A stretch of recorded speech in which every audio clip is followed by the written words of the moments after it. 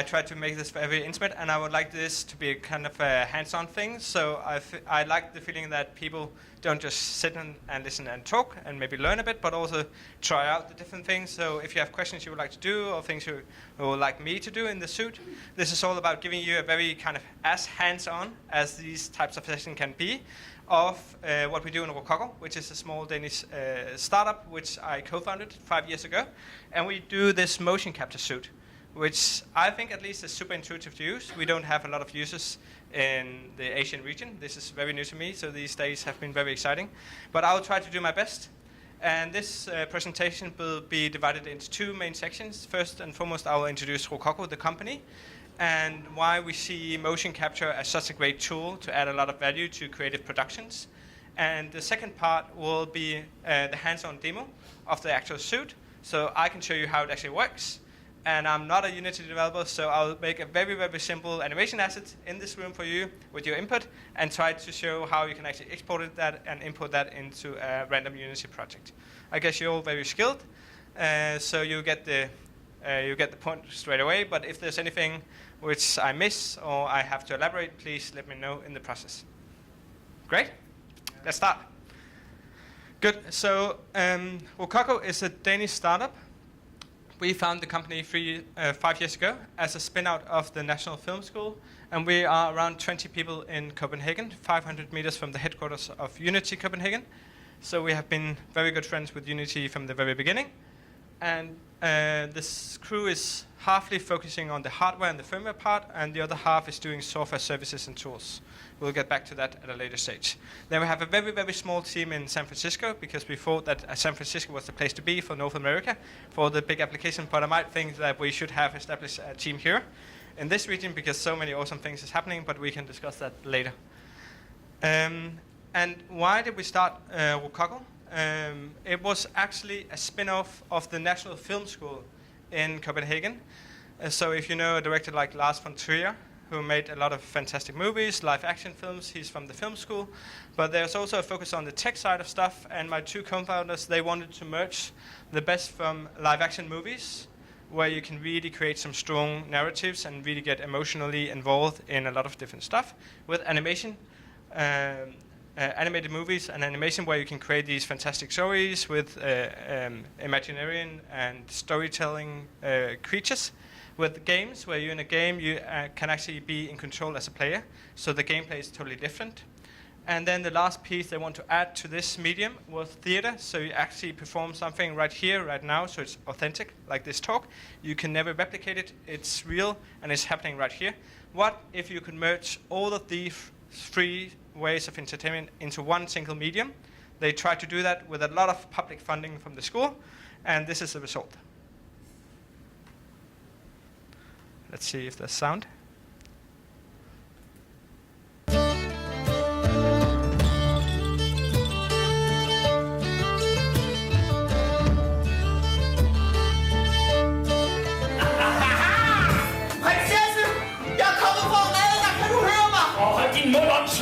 Åndssvage folk, der ikke får lov til at forbruge det her.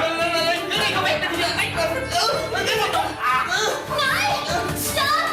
Lad mig være en grædløb! Hold din mund, åndssvage prinsesse! Børn! Børn! I må hjælpe mig med at redde prinsessen! De skal hoppe! Hjælp mig med at hoppe! Alle børn op og stå! Op og stå, børn! Victor, børn! Hop! Også de voksne! Kan I så komme op? Nemlig, det er godt! Ja, børn! Hop! Hop! Hop! Hop! Ja, nu virker det! Nu virker det! Juhu! Nu virker det! Victor! Ja! Sådan! Ja! Du er væk med dig, Lykken, og lev dit liv et andet sted. Prinsesse, jeg elsker dig, og jeg vil gerne bo her i skoven med dig for altid. Prins, jeg elsker også dig.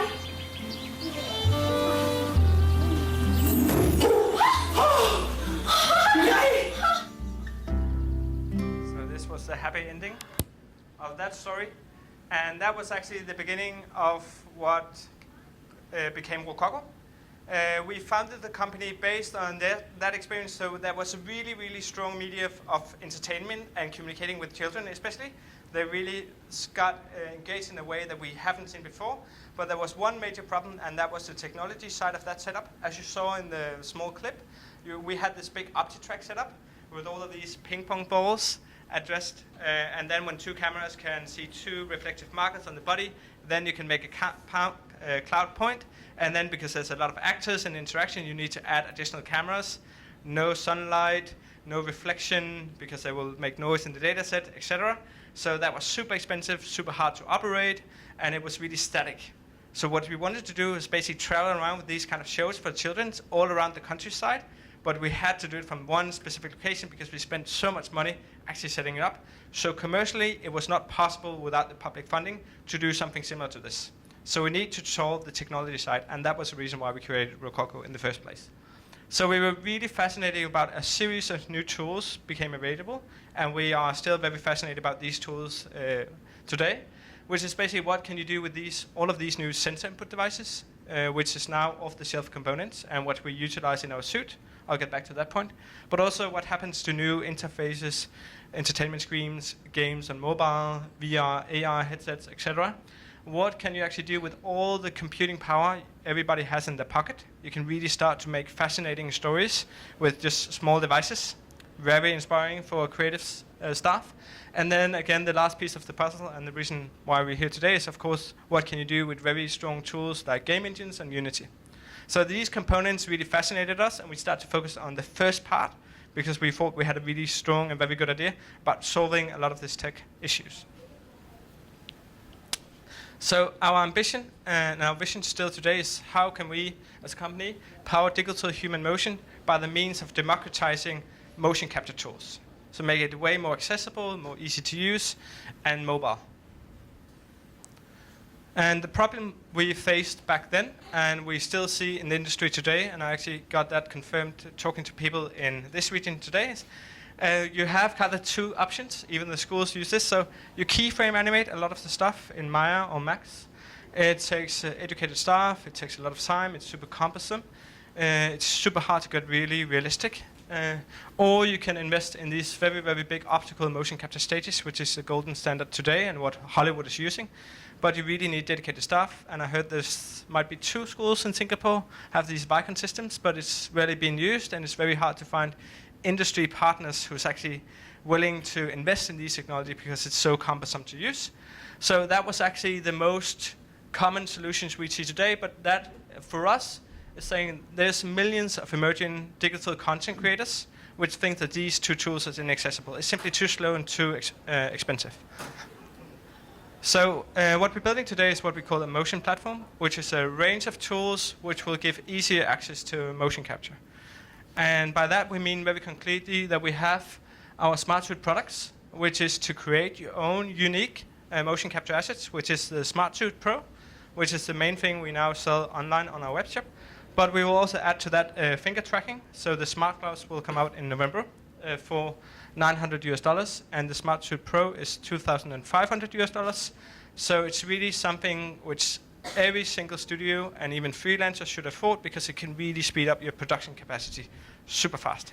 So we really try to keep the prices low, transparency high, be in kind of what you call eye height. So we really are listening to what the crowd, the community is saying, implementing features very fast.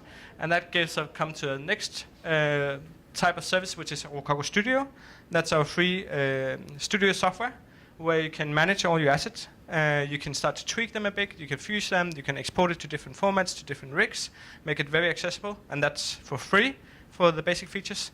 Then we listen to the community, since we have the suits out for 2 years now, and that a lot of people have issues with face tracking, virtual camera tracking, these kind of things. So that's new features we added into the studio software, but we have to charge. That's on our investors and our board. They say we have to make some money on software as well. So we have to charge just a simple and symbolic thing for some of these premium features. That will be either $19 or $39 per month as a subscription service, as you know from Adobe or Autodesk.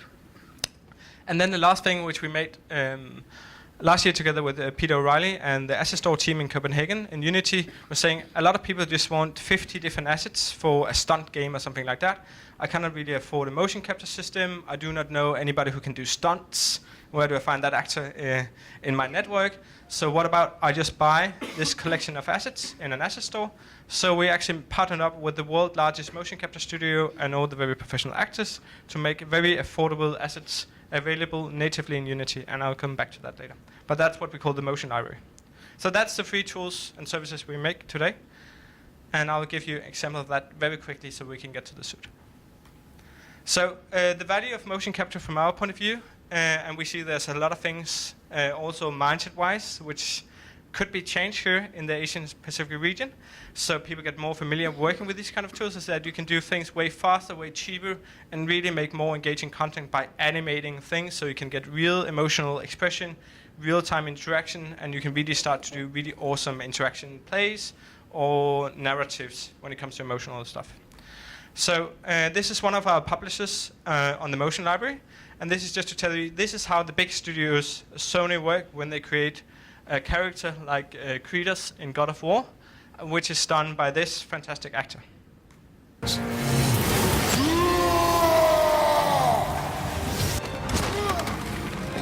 I would describe Kratos' fighting style as one that's very direct, straightforward, and never stopping. We would never retreat in the game. He's the God of War. You'd never retreat as the God of War. You're always going to move forward.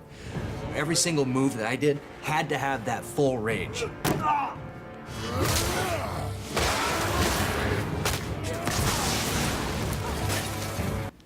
So of course, this is super brutal. I guess this is a specific style of game. But my point being that this is a very specific style they want to express in this character, and the actor knew that kind of stuff, and it's a very professional setup. What we try to do with these tools is saying not everybody afford this at Sony, but you can do sort of the same by either buying his animation assets on the motion library or invest in a simple suit to use this and try to do stuff like this yourself. Because you can really start to make more engaging games and experiences in general. And then we also see a lot of studios, this is very old-fashioned from our point of view, that you have a very static studios with a lot of cameras, green screens, computers, PCs, which is really, at least from our point of view, old-fashioned and slow to work with these kind of machines. What would happen if we could do things faster, more rapid, and more kind of pre-production prototype-ish to actually get to a quicker conclusion of what should be the context. So our suit, the SmartSuit Pro, that is what we call one complete motion capture stage in one affordable, intuitive, and easy-to-use suit for $2,500 US. And then the other tools, the Studio and Motion Library, I have few examples of that. So in Studio, we just announced face tracking and the virtual production, so you can have a virtual camera. And this is an example of some of the users who has been using our suit for creative content, just to give you some kind of guidance about what you can do with this.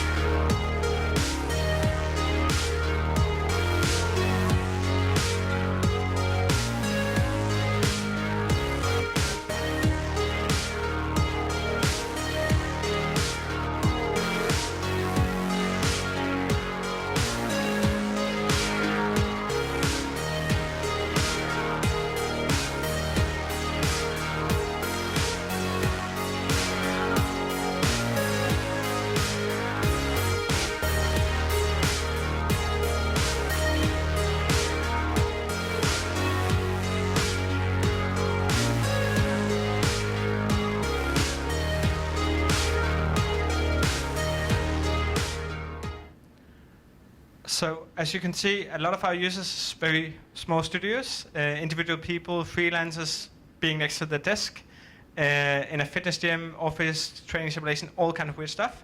So this is really liberating for a lot of people who's not restricted by a budget or cables and cameras all over the place.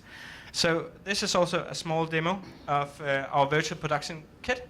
It's kept very minimalistic and done with integration of the Vive and Valve Steam VR system because a lot of our users already have the headsets, and that means that they have the base stations to provide the tracking, so they also have these small pods.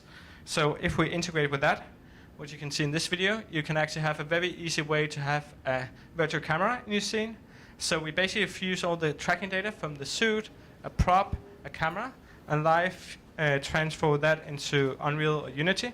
And then you can actually visualize there. So as a creator cameraman, you can actually operate this. And then you can start to actually prototype your virtual world for previs, mainly. We are updating a lot of this stuff, so it's actually be better and more robust over time, but this is some of the new features we're adding on. And we're trying to listen to all the different use cases and features people have in mind to actually add that to the roadmap. And then we have this Hey everyone, character. meet Bruno the Mime. At There's SIGGRAPH this year, we showed off Bruno for the first time, and we're now making him and the stage environment available to you for free. You'll have access to a fully rigged character, the stage environment, various props, and everything that you'll need in order to live stream SmartSuit Pro and face data from Studio. Check out the links in the description to download the project for either Unity or Unreal. We're excited to be able to give you all access to this project for free, and we look forward to having you all experiment with it.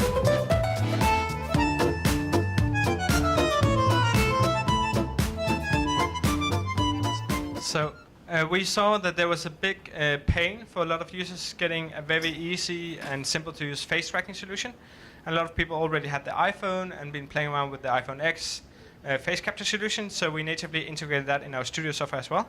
So you can both do VCam tracking, body tracking, face tracking, and then the gloves is coming out. So you can actually get the full series of Sony professional setup for less than $5,000 and start to use this, and then base everything on the very easy to understand 52 blend shapes provided by Apple.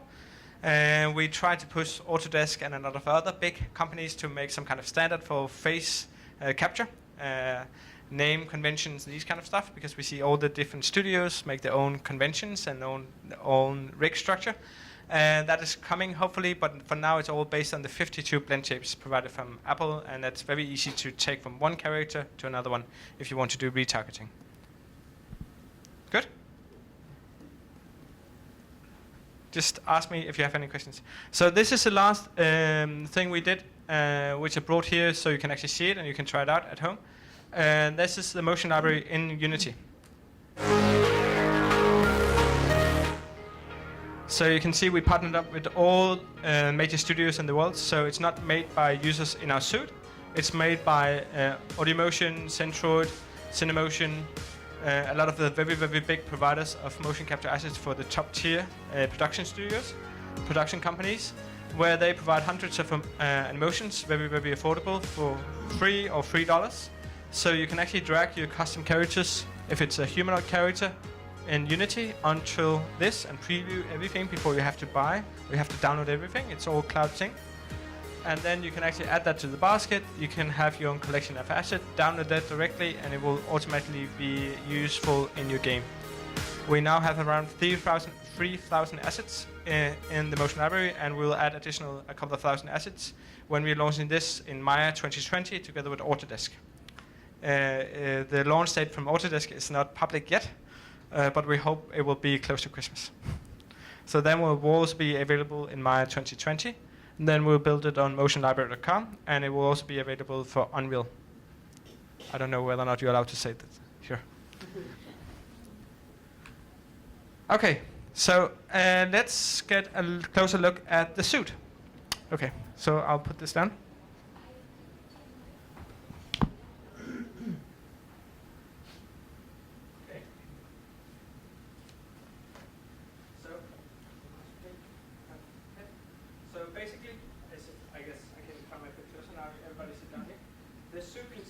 IMU sensors.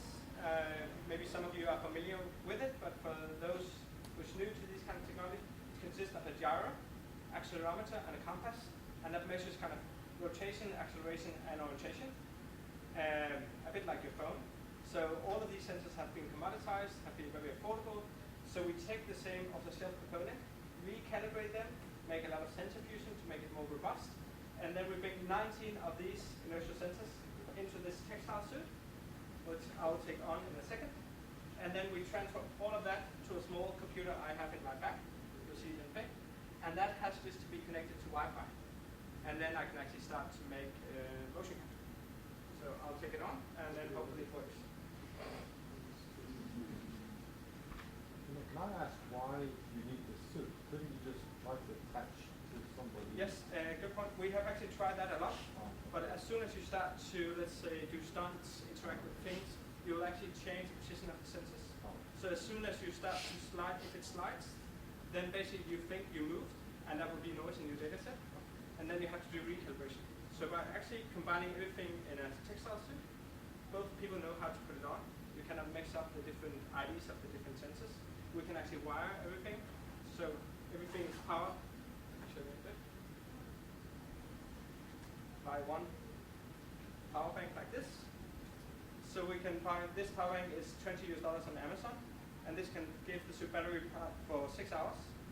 So if you need these strap solutions, then you either need cables, and then if I drag something, then you can pull the cable, you need to recalibrate, or it has to be wireless, which in battery lifetime is really poor, and also the connection is really weak. By having this, we have one central unit here, and that syncs all the data in 100 FPS, and then it live for that, so it's really robust. Cool. Good.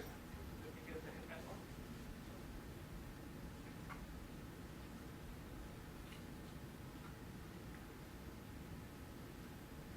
Okay, and see if I can get this.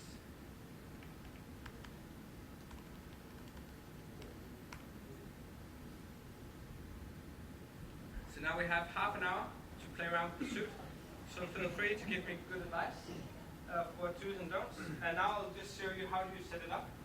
So the very first thing I did was basically open this as our Rokoko Studio. And that is for free. You can download it on our website. You can try out different things. There will be a sample project when you have it, where you can actually play some files which have been done with the suit. And you can see how to operate this and use this. And so you can actually get your own equipment for that. But to start in the software part, you have, this is our, what we call our dashboard view. And here to the left, you can see the different projects. I can make a new project called Unite. And then I can actually create this. I just want to go back. And then I will say, for this project, I like a specific actor. I can make a new actor profile. And I can put in the dimensions of that person and the height, and save that as a new actor in our sort. But I already made Matias myself, so I can basically drag that to the scene. So when I open the scene view, I'll have a kind of a blank scene, but I'll have to my right, which kind of objects do I have in the scene. And for this purpose only with the suit, I can only have access with body, but I can also connect it with a face, so I can actually have a face input, finger input will come, but also objects like the virtual camera and stuff can also be used for this. And that was very unlikely. Computer just crashed on. 1 second.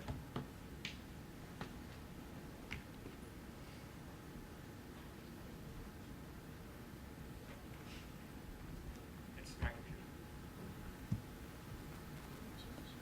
No, it's because sometimes with these things, it tends to get out. Just 1 second.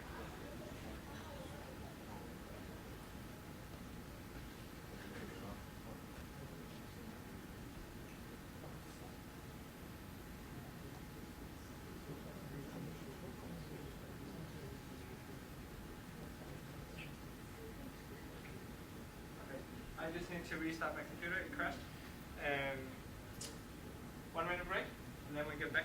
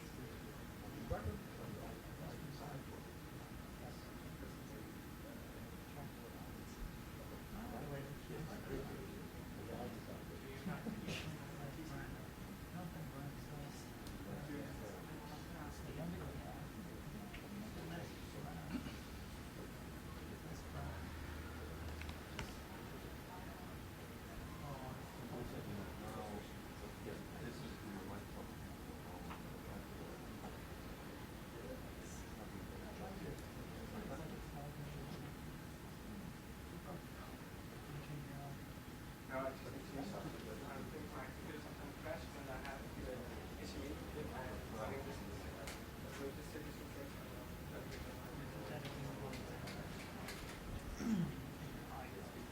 Are you online on I'm not on Wi-Fi actually.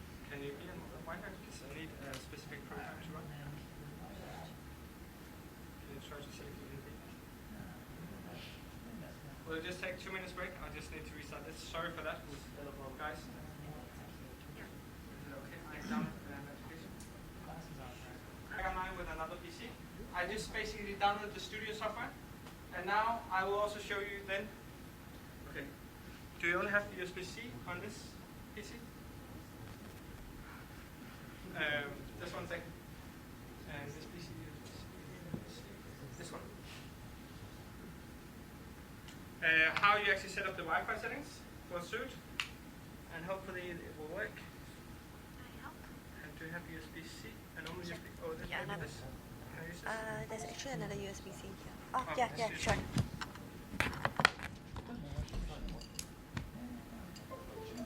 Okay. So basically, this is a sample project all of you can try to see. I can connect a Suit here. I'll then have to be on the same Wi-Fi with this PC. I can show you the password, and then you see the IP address of the Suit.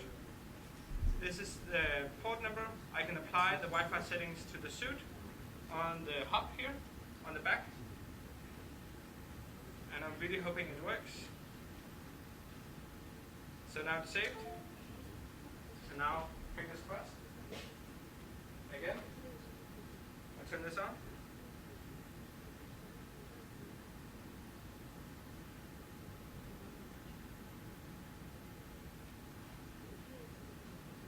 And 1 second. I'll just restart this.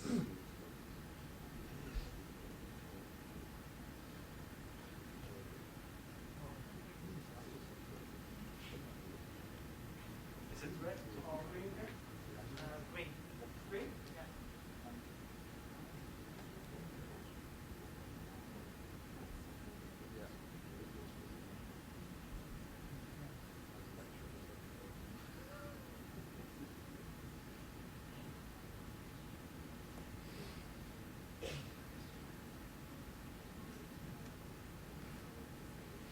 Sorry about this.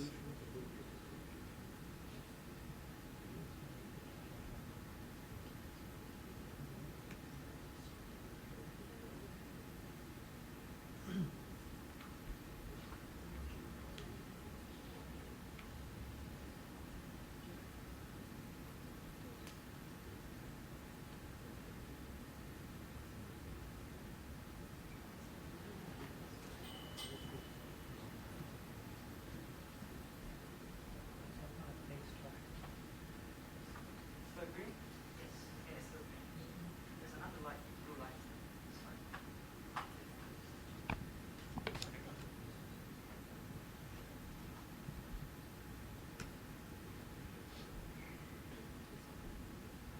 Okay. Is somebody Windows expert here? Firewall settings?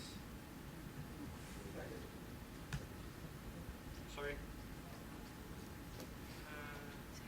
Can we take up firewalls?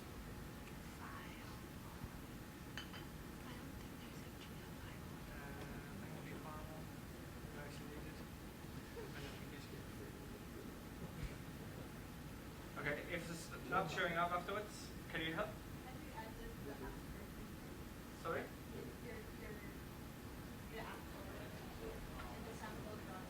Yes? Yeah, actor. But you still should be able to. Okay, here's the. Perfect. Okay, so basically, I'll go back to the start. Thank you so much for your patience, everybody. A pleasure. So I create myself, Matias, and today's mood is going to be, let's say I'm going to be gold, and I'm 177. I will save that. 178 apparently. 178. Save. Close. Go to his, and then I'll add it to the scene. And And then basically when you're online, have an input, and that's also the same process with the face. You basically need to drag the input to this to pair it. And now you can see I'm actually online now, but I do not calibrate it.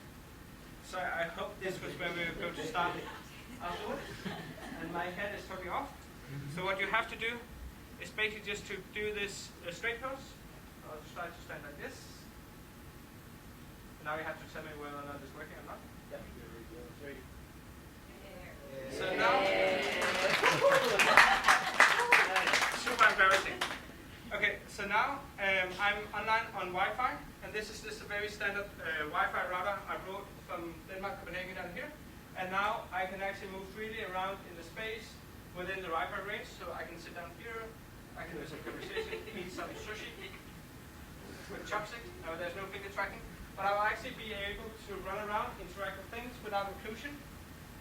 And then I can follow my characters just a second.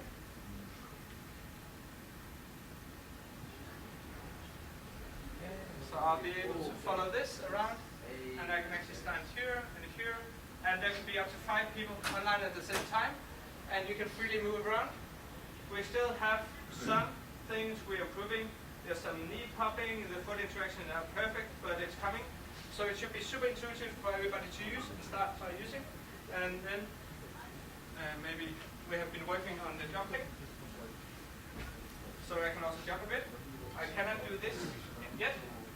Sorry for the chair. So you can see there's a foot snapping mechanism which will keep you in place, make sure you do not drift over time. And so that's the same trick, so to speak, which Søndergaard also using, Essence is also using, so I can keep you into place, because this is a relative tracking system. There's no absolute tracking system cameras which will keep you in place. So my starting position will be where I did the straight pose. Make sense? Yep. Good. And then you can apply some filters. We have that on the top here. So here we have some filters, and that's how we improve the data coming out of the suit. And you can see now I got the locomotion filter applied, which is default. Toe bending, so it will actually deduce how is my toe bending, as you can see now. But I don't have any sensors on my toes, so that's basically just calculated based on where we estimate the floor is. So these kind of tricks is something which we are working on very hard now to improve the data and make sure that all our users can actually do more with less. And then you have this information about the suit, where you can see there's a lot of metal in the floor. So this is not the best performance you'll get, but it's decent. Because magnetometers and metal are not the best friends. Long story short. Good. So this is the way that you can actually set up.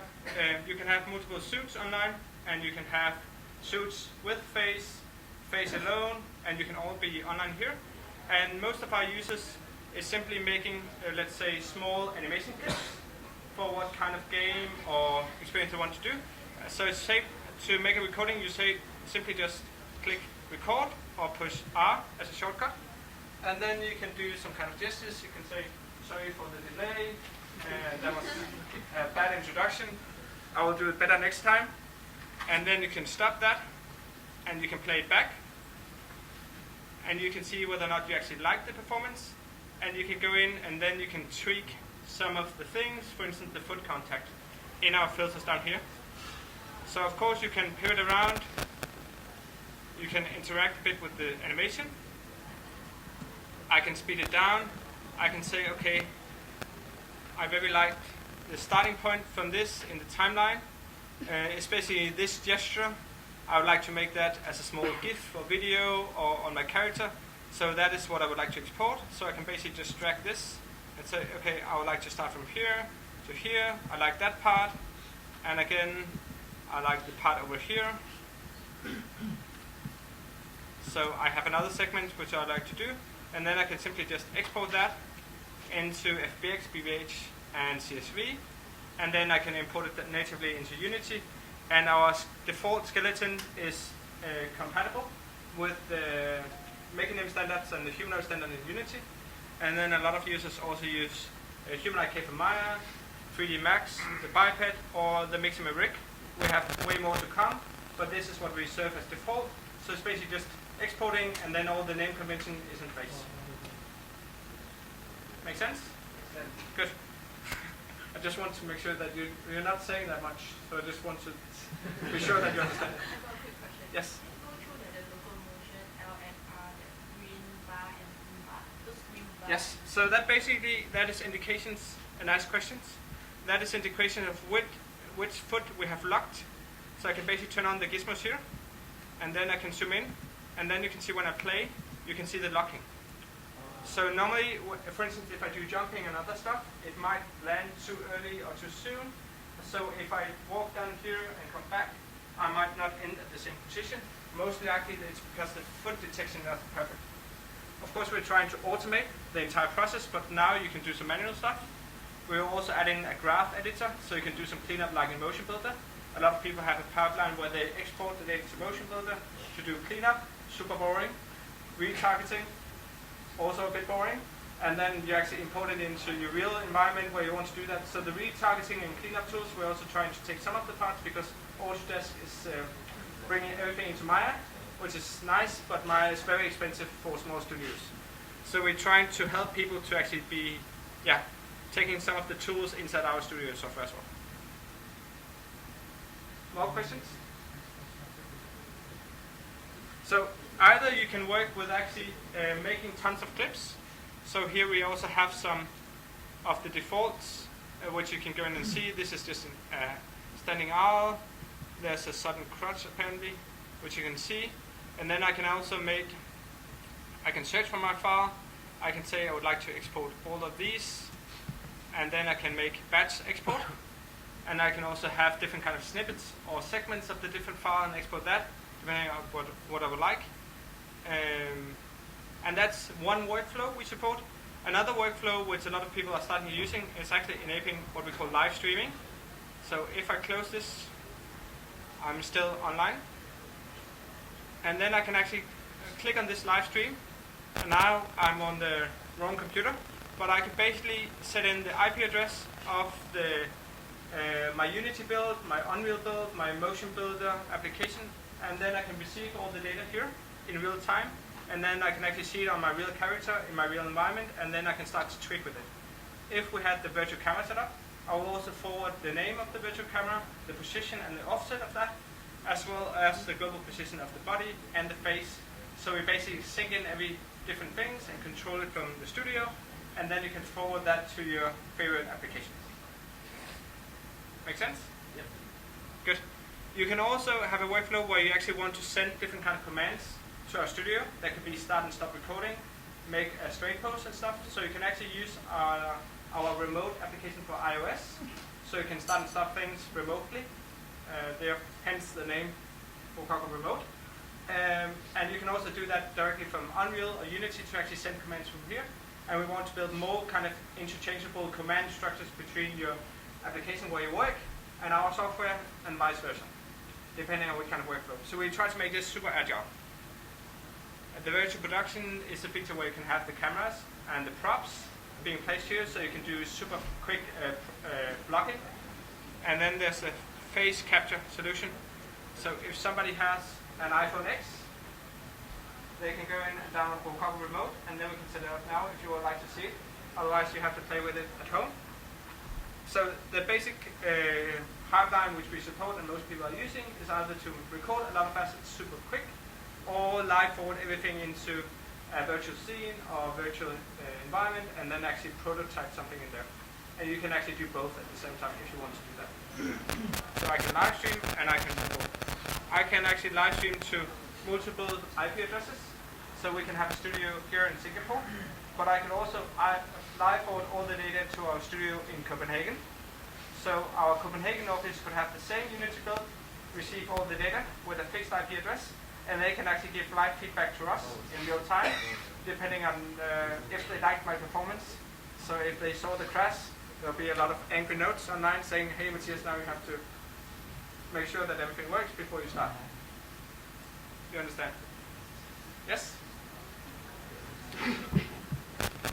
And now I was supposed to, but I can tell you how that's done. I was supposed to make a couple of animation assets, export that to FBX, and then actually import that into a Unity character. But I'm pretty sure Unity is not installed on this. But it's super simple.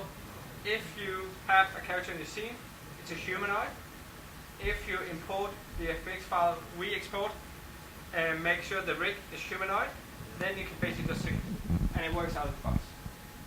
Unity have, for this context purpose, a pretty decent retargeting system, which Pierre Paul is building from Montreal. It's not complete yet. They're not doing the best retargeting they could, but it's okay, and we of course support that. So if your proportions of the character is very different, then it works to some extent, but it's not like Final IK is a lot of, our users use Final IK, which is the third-party plugin for Unity, and then a lot of people use Ikinema, which is another middleware tool to do retargeting, a bit more advanced, where you also have collision detection, you can have way more advanced rig, etc., to make sure that it looks correct. But that's not something we supply out of the box now. Yes? So I guess you can imagine how the workflow works.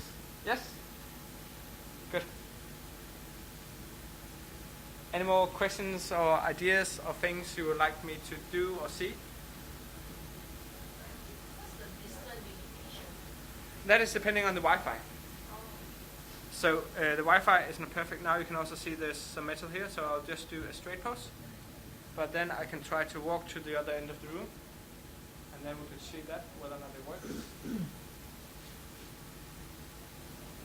think that should be good. Yes. So you will see the frame drops a bit if I walk a long distance.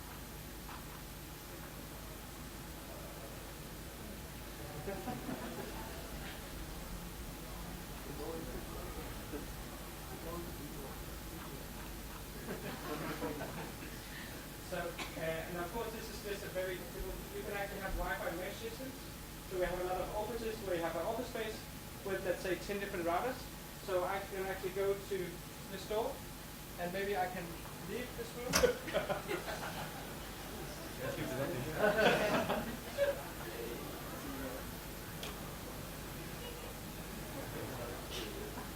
I was just a bit outside, but of course you can imagine that you can actually enter different rooms, you can be on the couches, there's no occlusion, and Wi-Fi is the only limitation. And I heard that Singapore is very eager to get 5G out, as well as China. So again, at some point it could be very easy to basically just link this to your phone, and then you can stream your data live from everywhere, basically.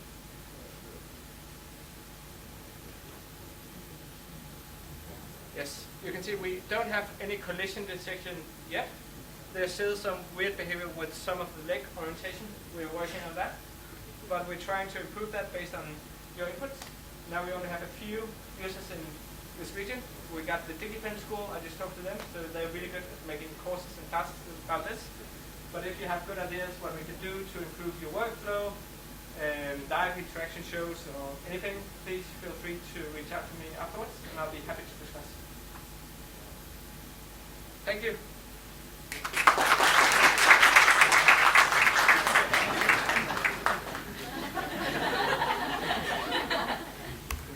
Good.